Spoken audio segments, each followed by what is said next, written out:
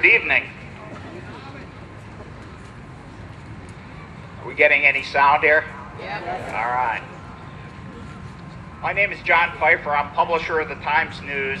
On behalf of the City of Twin Falls Mayor Don Hall, Jerome Mayor John Shine, Twin Falls County Sheriff's Department, the Twin Falls Fire and Police Departments, the Jerome Fire and Police Departments, and all area emergency service personnel and first responders, welcome to this remembrance of the 10th anniversary of the 9/11/2011 attacks. Thank you for coming, for saying by your presence that Twin Falls, the Magic Valley, and the United States of America will never forget.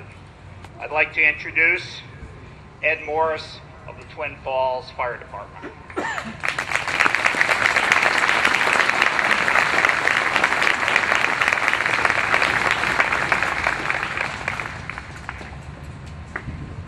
Thank you.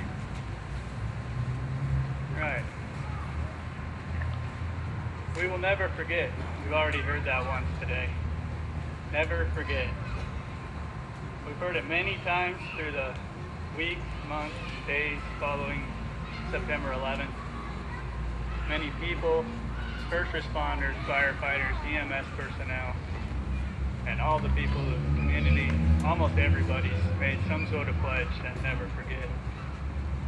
With that, most of us remember where we were at the exact moment we heard what was going on. We know exactly where we were when we seen the first videos of the tragic event that happened. In a speech a few days after 9/11, President Bush quoted, "We'll be back to our lives and routines, and that is good. Even grief recedes with time and grace, but our resolve must not pass. Each of us will remember what happened that day and to whom it happened. We'll remember the moment the news came and what we were doing. Some will remember an image of a fire or a story of rescue. Some will carry memories of a face and a voice gone forever." While I was helping planning this event, I've talked to many, many people, and one thing that dawned on me was how different everybody remembers this event. Some people remember a picture, a video, a voice. Some people remember the feelings they had that day, and other people remember what they thought other people felt. While I was preparing this speech, I came across a quote from a New York City police officer that really struck me, and it reminded me what we really need to be remembering today. He said, "I don't want to forget that day. I remember the building falling, the people falling, but I also remember how America came together. Everybody had flags on their cars, had flags on their doors. Everybody was waving at everyone, and we banded together." That's what I think we need to be remembering today. Not only the tragedy that happened, but the unity that came from that event. The deep-rooted feeling of patriotism, that feeling of brotherhood that we all had, the feeling of compassion and love that was shown throughout our country. As we memorialize what happened that day, let us remember how America rose up, banded together, and was able to overcome such a tragic event. I want to thank you for coming out to this event and helping fulfill our commitment. We will never forget.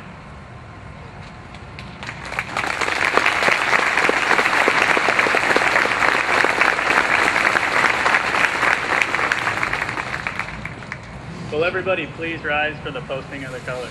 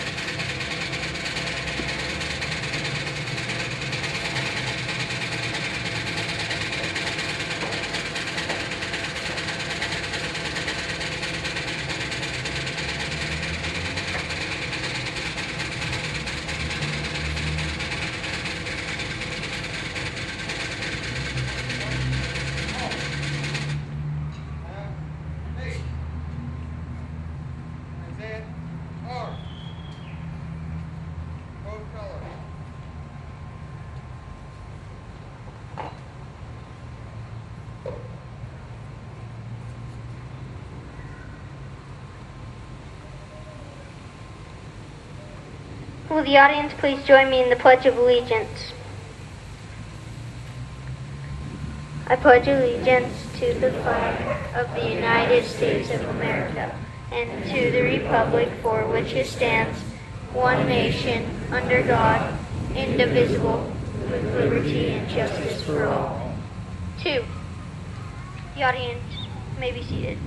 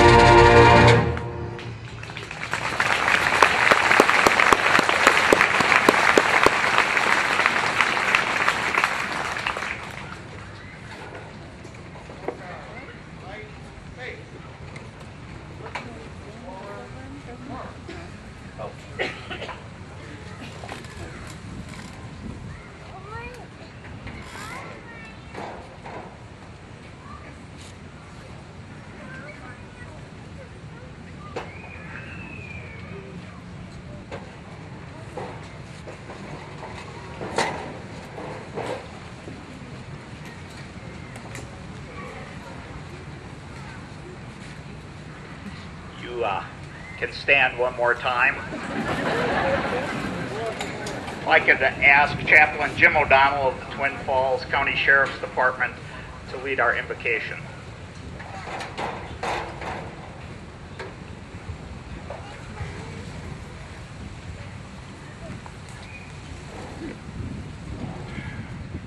On September 11th, 2001, 19 terrorists took hostage 4 airplanes to be used as a weapon in the most cowardly acts of history, an act that resulted in 2,977 innocent deaths.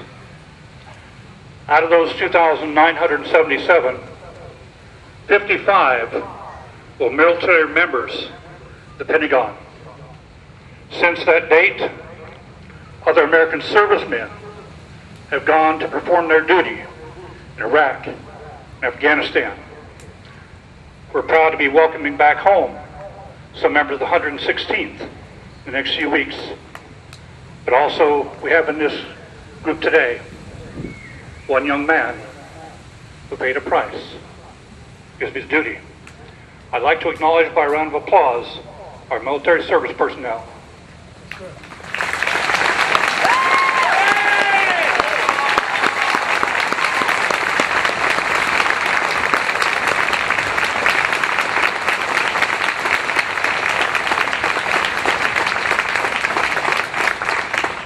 That day also, 411 members of the emergency services, paramedics, fire, and police ran in when everyone else ran out.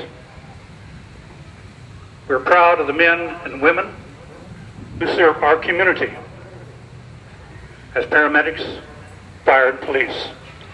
Let us acknowledge their presence and thank them.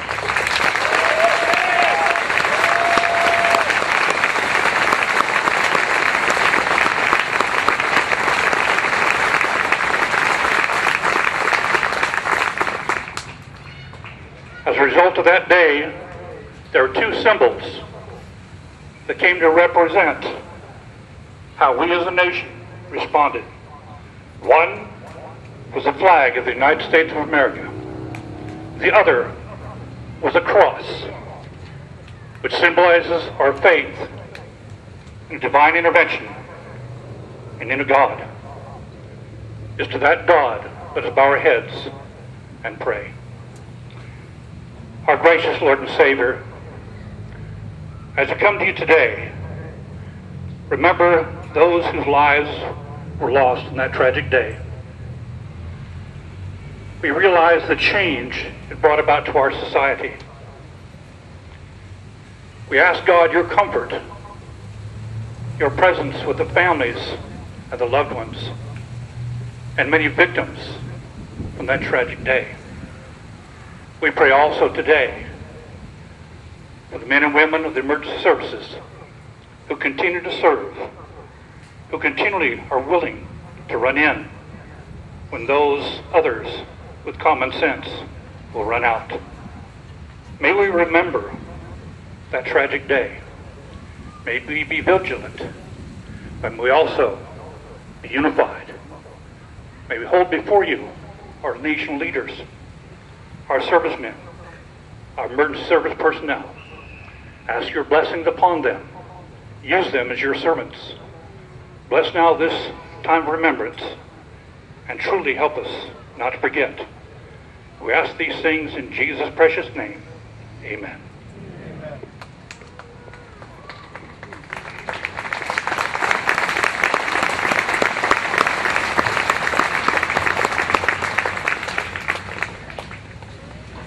You really can't sit down now.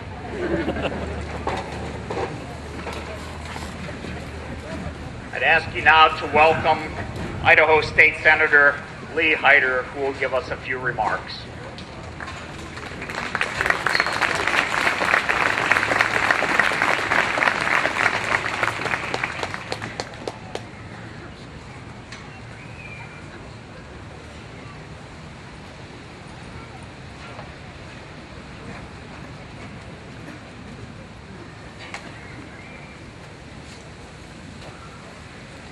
Good evening, ladies and gentlemen. It's a pleasure for me to be here and on this auspicious occasion.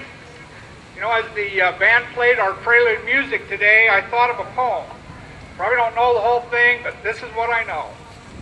Breathes there a man with soul so dead, who never to himself hath said, "This is my home, my native land. As home his footsteps he hath turned from wandering on a foreign strand. If such there be, go mark him well. For him no minstrel raptures swell."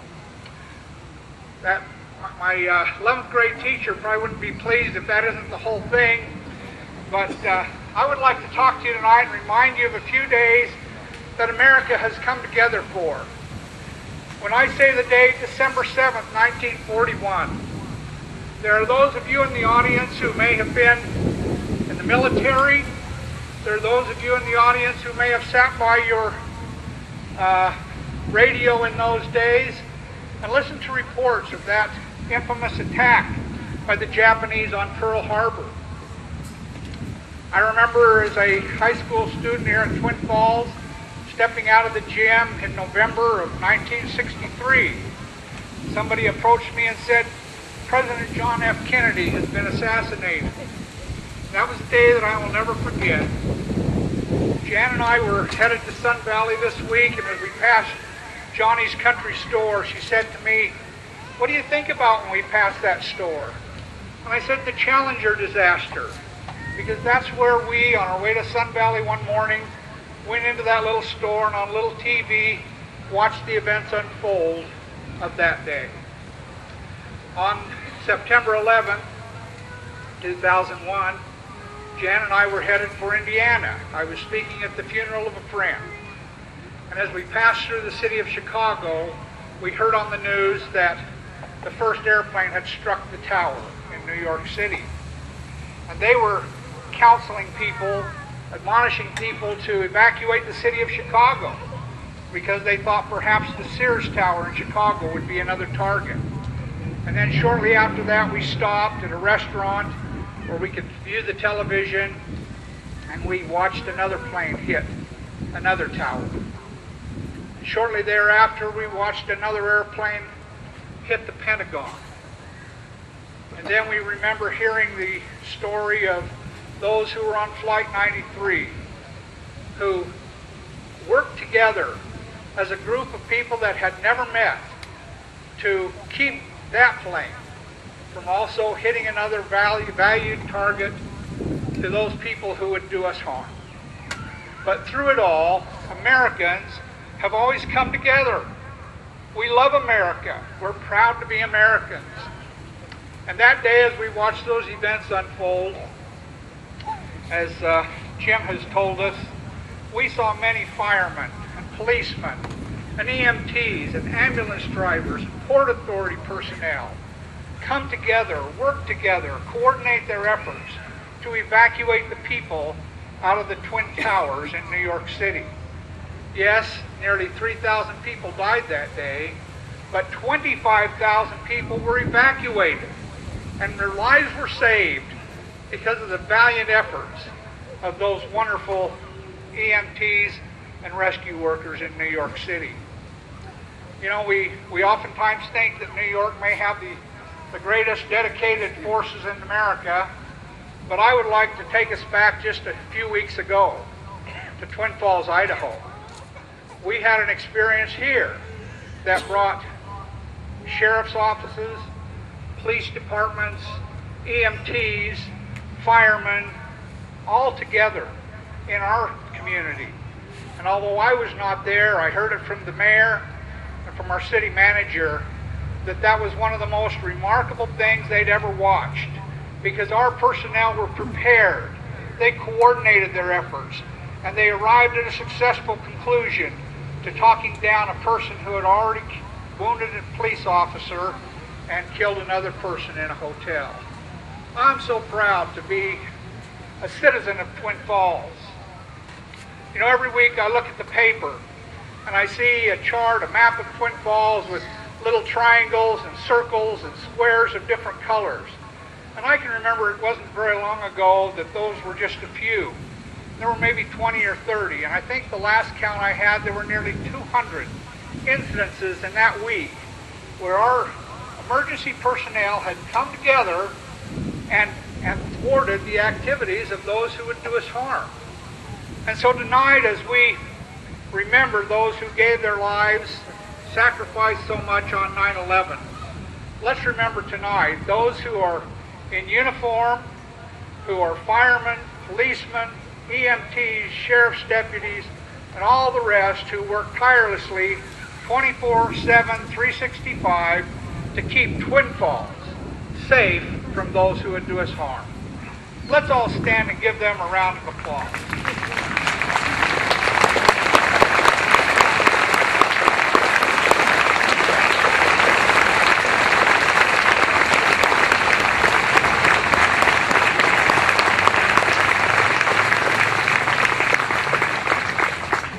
With that, I will close my remarks and only say that I salute you, those who keep us safe.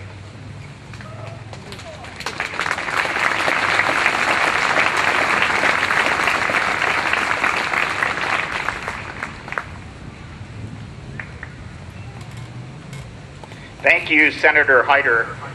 Now, Twin Falls Mayor Don Hall, who I will encourage you to get right up to the microphone and speak directly into it. Thanks, Don.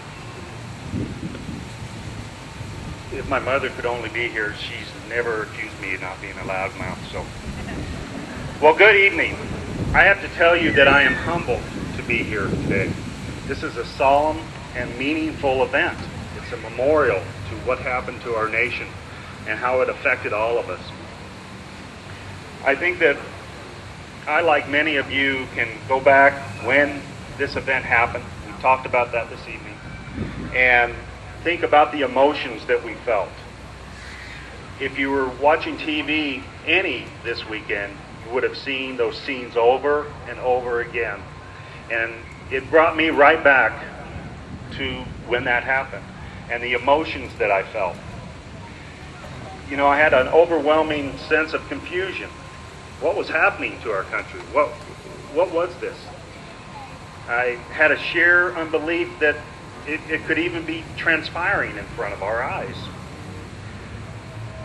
And more than that, I had a sense of helplessness once I started grasping what happened, wanting to do more, wanting to do something, but obviously very limited in my ability to do that. I felt the grief of the shock of that day. And yes, I felt the anger. I think many of us felt that anger. As one that has served in both the Marine Corps and law enforcement, I remember personally struggling months afterwards to find out what I could do to be more helpful, more useful for our country. But in the days that passed after this tragedy, I saw another emotion come, and we've spoke about that this evening. The unity and pride of this country. Pride that we are Americans.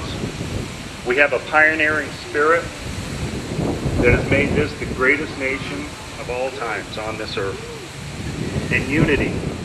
There was unity in our country like I have never seen in my lifetime. We rallied around our military and around our first responders. This unity has not diminished, as illustrated this evening. Now, where do we go from here? Well, I think we do exactly what we're doing. We remember. We remember the sacrifices of the men and the women who rushed into those towers. We remember the men and women who lost their lives in the Pentagon. We remember those men and women that on Flight 93 helped avert another tragedy.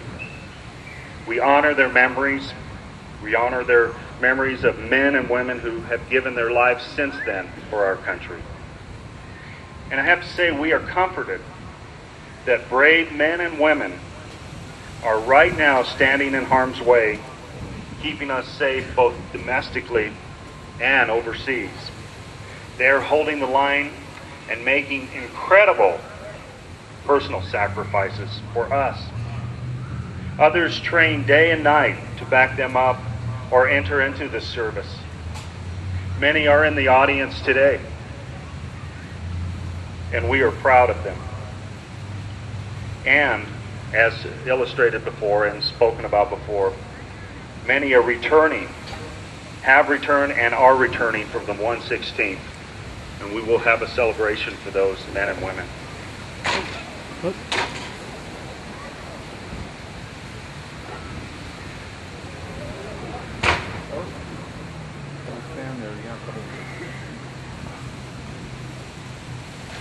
We stand united behind them and are proud of their service.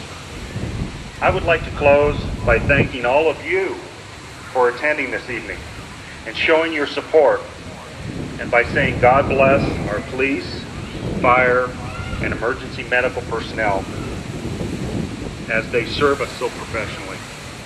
God bless our military for protecting us, and God bless America.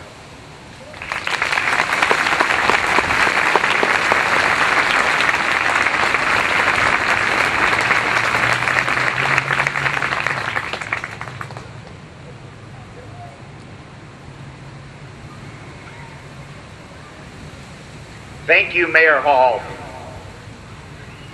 In looking through essays, it seems as though many people have written essays about 9/11. I came upon one by Ted Anthony, Assistant Managing Editor for the Associated Press, that talks about American optimism.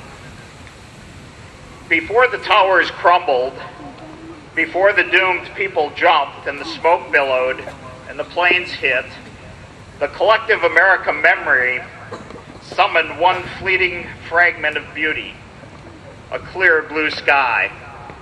So many of those who remember that day invoke that detail. Last week, New York Magazine, which has been running a 9/11 encyclopedia ahead of the 10th anniversary, added an entry for blue, what everyone would remember first. It chronicled nearly a dozen of the ways that Americans recalling 9/11 anchor their looks back with a reminiscence of blue sky. No coincidence that the power of such an image endures. Blue sky is a canvas of possibility and optimistic notions of better tomorrows. Futures that deliver endless promise are fundamental to the American tradition. In the United States, to blue sky something can mean visionary, fanciful thinking unbound by the weedy entanglements of the moment. Off we go into the wild blue yonder. But the years since 9/11 have dealt a gut punch to 4 centuries of American optimism. A volley of cataclysmic events, 2 far-off wars, Hurricane Katrina and its aftermath, and for the past 4 years, serious economic downturn has worn down the national psyche. It's easy to ask, is optimism one of the defining pillars of American character on the wane? Some of the really big challenges we are facing are really starting to sink in with people, says Jason Seacat, who teaches about the psychology of optimism and hope at Western New England University. You talk about that can-do spirit that used to exist, and it still can exist, but what I get a lot of is, this is such a huge problem, and there's really nothing I can do about it. Welcome to the rest of the human race, some might say. Europeans who can enjoy their fatalism have been known to poke fun at American optimism. And why not? You could argue that the virus of optimism was spread to this continent by supplicants beguiled by the vision of a land that promised brighter futures, presuming you left the old world to pursue them. Since the 1600s, when one of America's first Puritan leaders cast the society that would become the United States as a shining city upon a hill, the notion that one can will a better future into existence has been a central thread of the American story. The Declaration of Independence enshrined as national mythology not happiness itself, but the pursuit of it, the chasing of a dream alongside life and liberty as the ultimate expression of self-definition. It took root. This became the nation where getting bigger and better was a right granted by God, where the Optimist Club was founded and the power of positive thinking became a bestseller, where you could bet your bottom dollar that tomorrow there'll be sun. Finish each day and be done with it, American writer Ralph Waldo Emerson exhorted. Tomorrow is a new day. Begin it well and serenely, with too high a spirit to be encumbered with your old nonsense. Old nonsense, alas, as a way of loitering around and gumming up the works. Last year, as we began a new decade, a Gallup poll found that 34% of Americans were pessimistic about the country's future, the highest number at the start of a decade since the 1980s began. Numbers from Gallup's Economic Confidence Index late last month were the lowest since March of 2009. And most tellingly, perhaps, a majority of Americans, 55%, said this year they found it unlikely that today's youth will have better lives than their parents. More anecdotally, when was the last time that popular culture produced a strong vision of an optimistic American future? We got those all in time in the mid-20th century. The World's Fair Futurama and promises of jetpacking your way to the office in the morning. But the Jetsonian view of tomorrow has become quaint, and today forlorn narratives like Rise of the Planet of the Apes, the zombie apocalypse drama The Walking Dead, and Cormac McCarthy's The Road dominate the American futurescape. In the weeks directly after 9/11, optimism seemed on the rise for a time. The trumpet had summoned us again, and some people expressed a renewed sense of purpose. A high-stakes seriousness settled in. We spun tales of freshly minted heroes. We gave blood, held benefits, told each other that, hey, don't worry, things will get better. A national coming together and the accompanying resoluteness were, it seemed, feeding hope.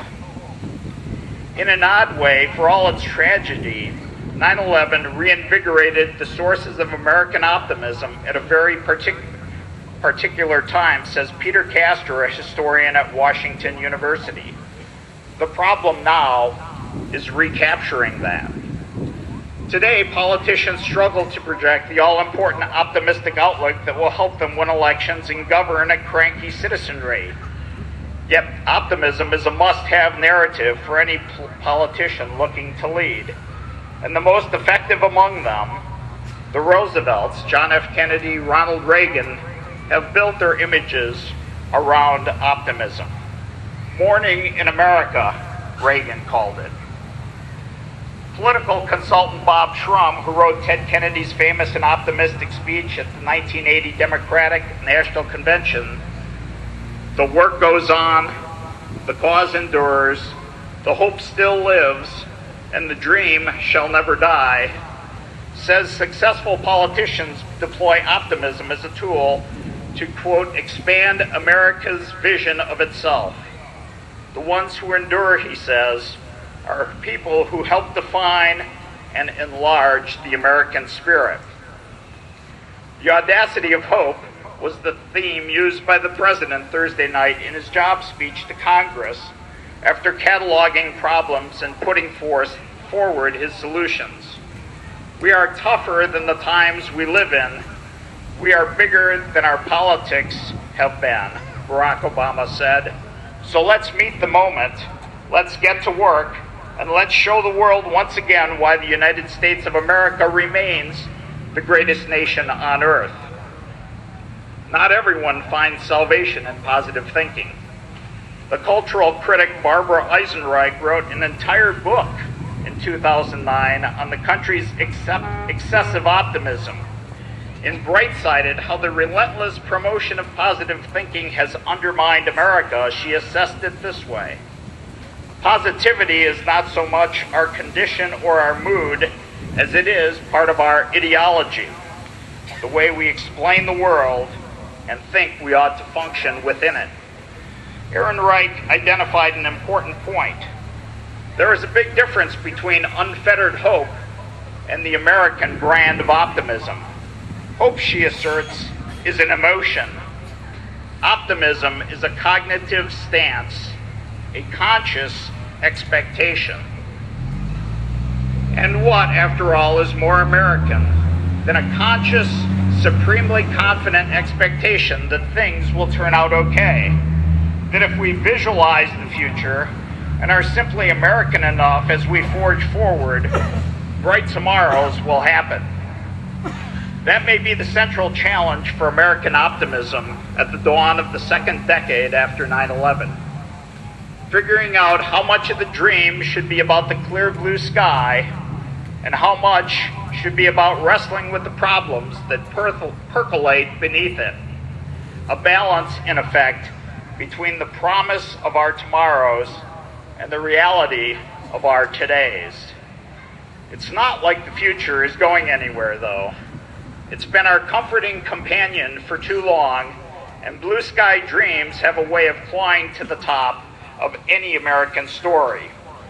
Even after 9/11 and the uneasy decade that followed it tested the optimism of so many, that's the thing about tomorrow.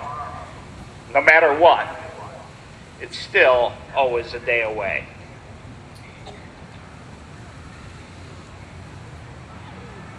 Now, like the Twin Falls County Sheriff's Department and the Twin Falls Police Department, to present a 21-gun salute.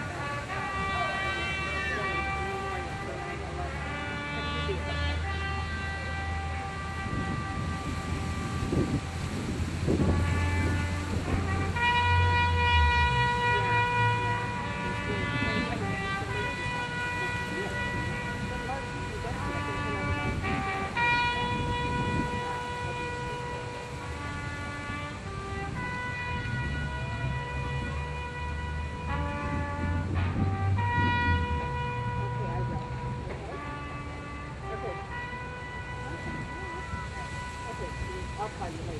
Okay.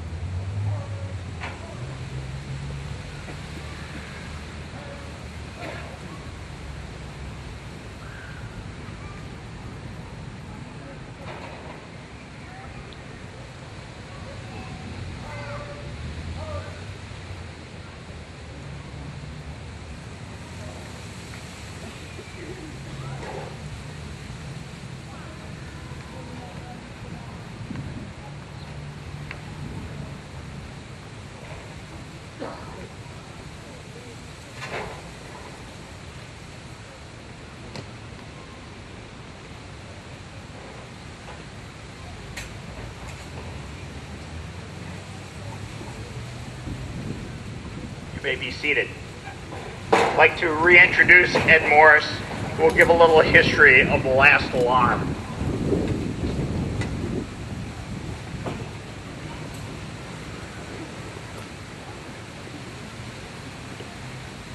At this time, we're going to do the firefighter's last alarm. I have a little write-up about it to explain the history behind it and what we're doing, and then we will start the ceremony. The fire service of today is ever-changing, but it is steeped in 200 years of tradition. One such tradition is the sound of the bell. In the past, as firefighters began their tour of duty, it was the bell that signaled the beginning of that day's shift. Throughout the day and night, each alarm was sounded by a bell, which summoned these brave souls to fight fires and place their lives in jeopardy for the good of their fellow citizens. And when fire was out, the alarm had come to an end. It was the bell that signaled to the completion of that call. When a firefighter had died in the line of duty, paying a supreme sacrifice, it was the mournful toll of the bell that solemnly announced their comrade's passing. We utilize these traditions as symbols which reflect honor, respect on those who have given so much and who served so well. To symbolize the devotion that these brave souls had for their duty, a special signal of 5 rings, 3 times each, represents the end of our comrades' duties, and that they will be returning to quarters. Would the audience please rise?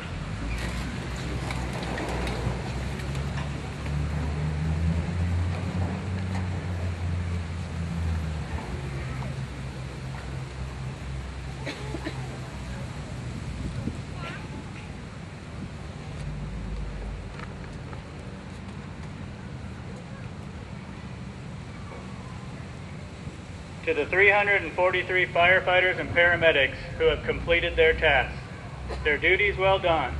They have given their best for our fallen brothers, their last alarm. They have gone home.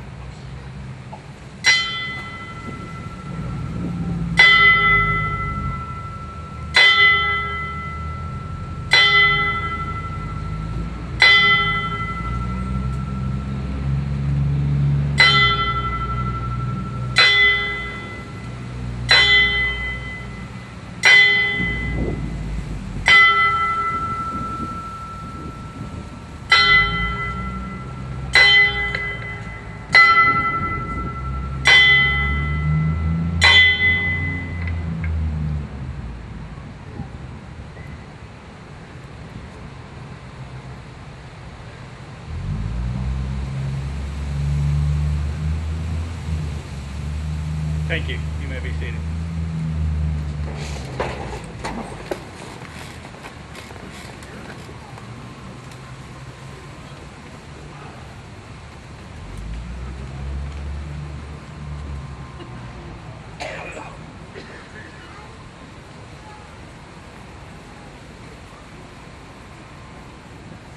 You could please rise again.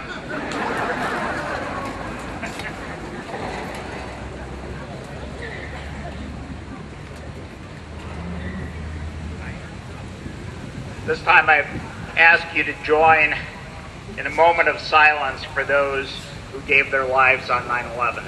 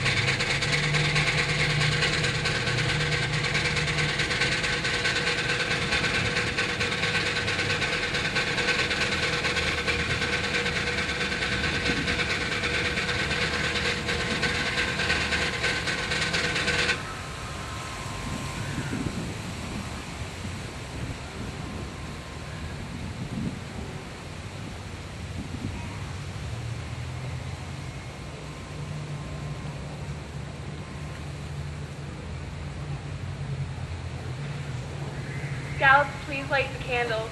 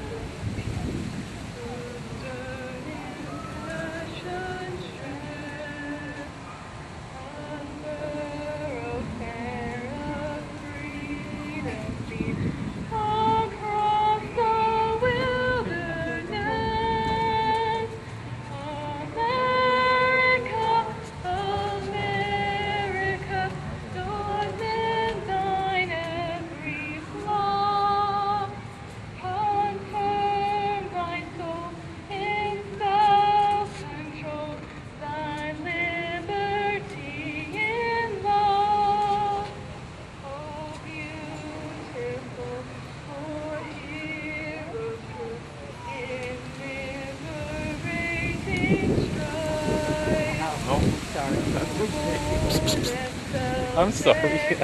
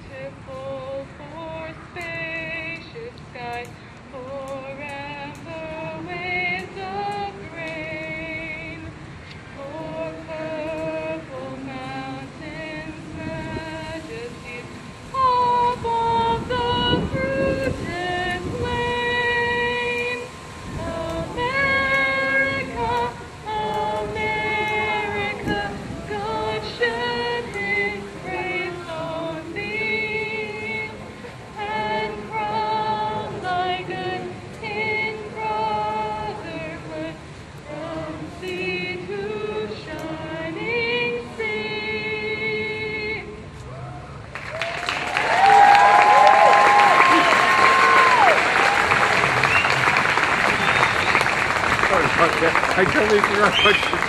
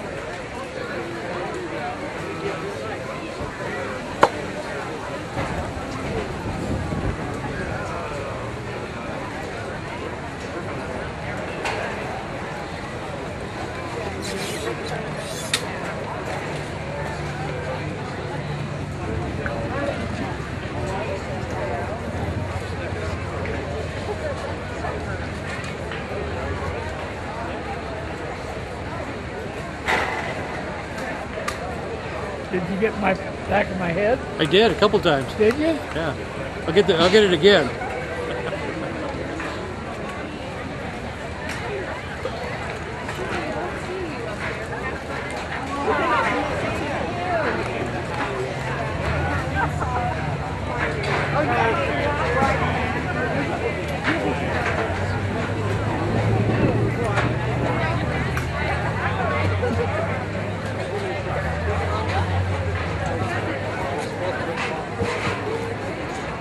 Okay. Take the camera. You hold the camera while I get the